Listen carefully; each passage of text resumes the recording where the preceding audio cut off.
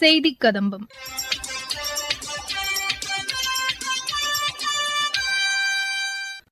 இன்றைய செய்திக் கதம்பத்தில் மத்திய அரசின் சமூக வலைதள பதிவுகள், 18வது மும்பை சர்வதேச திரைப்பட திருவிழாவை மும்பையில் தொடங்கி வைத்து பேசிய மத்திய தகவல் மற்றும் ஒலிபரப்புத்துறை இணையமைச்சர் டாக்டர் எல் முருகன் அவர்களின் உரை மற்றும் சென்னையில் இன்று தொடங்கிய மும்பை சர்வதேச திரைப்பட விழா குறித்தும் இன்று ஒளிபரப்பப்பட்ட ஆவணப்படம் குறித்தும் பார்வையாளர்கள் தரும் தகவல்கள் உள்ளிட்டவை இடம்பெறுகின்றன. முதலில் மத்திய அரசின் சமூக வலைதள பதிவுகள். இந்தியா இத்தாலி இடையேயான நல்லுறவு நீண்ட காலம் தொடரும் என்று பிரதமர் திரு நரேந்திர மோடி தெரிவித்துள்ளார். வரும் 21ஆம் தேதி சர்வதேச யோகா தினம் கொண்டாடப்படுவதையொட்டி பிரதமர் திரு நரேந்திர மோடி சமூக வலைதளத்தில் அர்த்த சக்ராசனம் குறித்த காணொலியை வெளியிட்டுள்ளார். இதயம் மற்றும் இரத்த ஓட்டத்தை மேம்படுத்தி சிறந்த ஆரோக்கியத்திற்கு வழிவகுக்கும் இந்த ஆசனத்தை மக்கள் பயிற்சி செய்ய வேண்டும் என பிரதமர் வலியுறுத்தியுள்ளார். தேசிய பாதுகாப்பு அகாடமி சார்பில் யோகா தின பயிலரங்கு உத்தரப்பிரதேச மாநிலம் கன்னோஜில் நடைபெற்றது. வரும் 18ஆம் தேதி நடைபெறவுள்ள இளநிலை நெட் தேர்வுக்கான நுழைவுச் சீட்டை ugc.net.nta.ac.in என்ற இணையதளத்தில் பதிவிறக்கம் செய்து கொள்ளலாம் என்று தேசிய தேர்வு முகமை தெரிவித்துள்ளது. இரத்த சோகை குறைபாடு பாலின வயது வேறுபாடின்றி எவரையும் பாதிக்கக்கூடியது என்பதால் அது குறித்த விழிப்புணர்வை ஏற்படுத்த வேண்டும் என மத்திய சுகாதாரத்துறை வலியுறுத்தியுள்ளது. 18வது மும்பை சர்வதேச திரைப்பட திருவிழாவை மும்பையில் தொடங்கி வைத்து பேசிய மத்திய தகவல் மற்றும் ஒலிபரப்புத்துறை இணையமைச்சர் டாக்டர் எல் முருகன் அவர்களின் உரை. Mumbai International Film Festival of this 18th edition. Immense pleasure to me to join this program and this festival. So you see, this festival is giving platform to the documentary film lovers and animation film lovers as well as short film lovers. See, young people are this year. This theme is for the wildlife, those who love the wildlife for them. And today, before this event, I announced Sandaram Lifetime Achievement Award on wildlife animal lover, Mr. Subaya Challamuthu. He is going to get this award. So this, see how the people, they are all very dedication to them love and affection with the wildlife animals. And today, this opening short movie also, Billy and Molly, that also how a man is giving love and affection with the wild animal. This is the story. The people in the short time they tell the entire story. That is the a priority they are giving to the stories and contents. And apart from this festival, first time red carpet they announced, and first time 4 places same red carpet and the screening is happening: Delhi, Chennai, Kolkata, Pune and Mumbai, and as well as Film Bazaar also introduced in this time. So this festival is taking up, and this festival is, you can tell, our international film festival at Goa. It is also for short movie, animation movie or documentary film peoples, they get platforms. I told no, this festival is entirely different. More than 1,000 entries we received, almost 61 languages, 38 countries. They participated, 38 countries, people are participating in this. So that's where this festival is getting familiar day by day. So everyone is very happily participating. They are all enthusiastically participating. So we are all the organizers. They did good. They are dedication.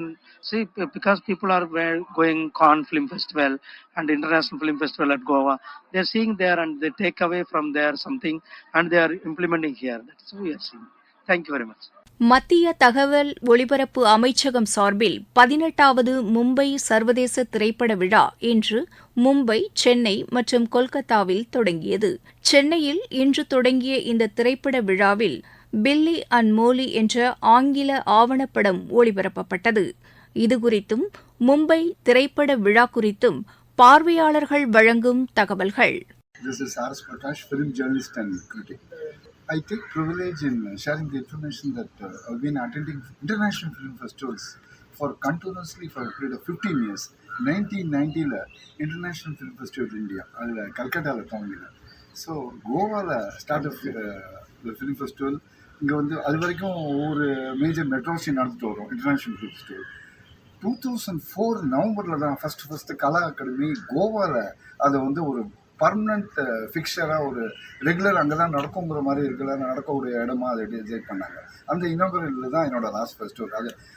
அது வரைக்கும் 15 years நான் stop attend பண்ணியிருக்கேன். Of course on and half அப்பப்போ போகிறேன். அதே மாதிரி இந்த Mumbai film ஃபெஸ்டிவலும் செலக்டாக ஒரு குட் ஃபிலிம்ஸை செலக்ட் பண்ணி டிசர்னிங் வியூவர்ஸ்ன்னு சொல்லுவோம். அதாவது ஒரு வித்தியாசமான கலை கண்ணோட்டத்தோடு உருவாக்கப்படுற பன்மொழி படங்கள், அதாவது குளோபல் ஃபிலிம்ஸ், அந்த அரீனாவில் இருக்கிற ஃபிலிம்ஸை சூஸ் பண்ணி ஷார்ட் லிஸ்ட் பண்ணி அவங்க ஷோகேஸ் பண்ணுறாங்க. அதுக்குன்னு ஒரு specific select set of bandwagon of audience இருக்காங்க. அவங்க வந்து இது மாதிரியான வித்தியாசமான கதை கோப்பு, வித்தியாசமான படப்பிடிப்பு தளம் எல்லாமே ஒரு முற்றிலும் மாறுபட்ட கண்ணோட்டத்தில் தான் இத்தகைய படங்கள் உருவாக்கப்படும். அதை பார்த்து ரசிக்கிறதுக்கே ஒரு தனியான ஒரு டேலண்ட் தேவை. அதாவது ஸ்பாட்டிங் த டேலண்ட் மாதிரி being able to appreciate good talent, that itself is a talent by itself. So அந்த வகையில் பார்க்கும்போது இந்த வருஷத்துக்கான அந்த மும்பை ஃபிலிம் ஃபெஸ்டிவலும் ஒரு குறிப்பிடத்தக்க ஒரு ஃபீச்சர் தான் நம்ம சொல்லலாம்.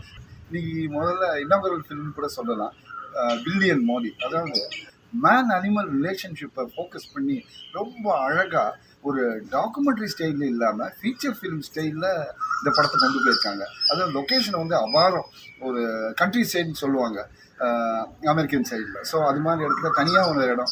இப்போ ஒரு ஃப்ரீசர் வாங்கணுன்னா கூட கார் எடுத்துகிட்டு தொலைதூரம் சிட்டிக்கு போய் தான் அதை வாங்கிட்டு வர முடியும். ஸோ அது மாதிரியான காட்சிகள் மட்டும் ப்ரீஃபாக டச் பண்ணியிருக்காங்க.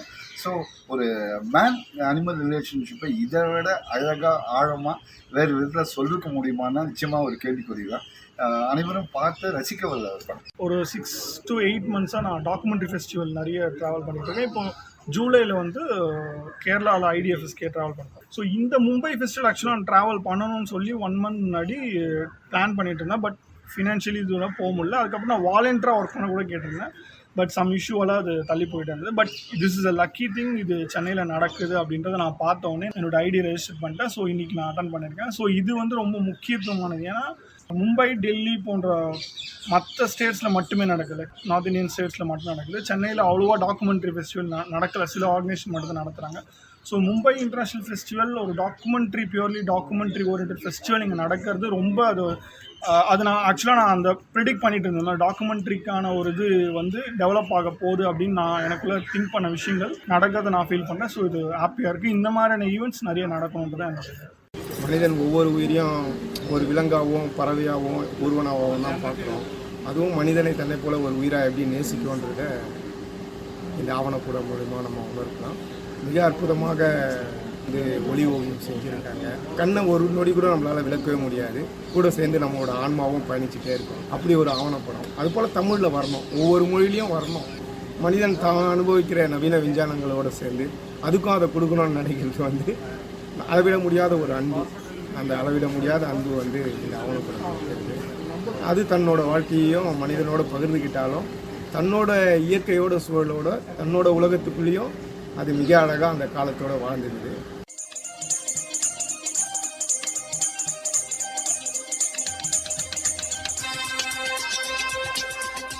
இத்துடன் இன்றைய செய்திக் கதம்பம் நிறைவு பெறுகிறது.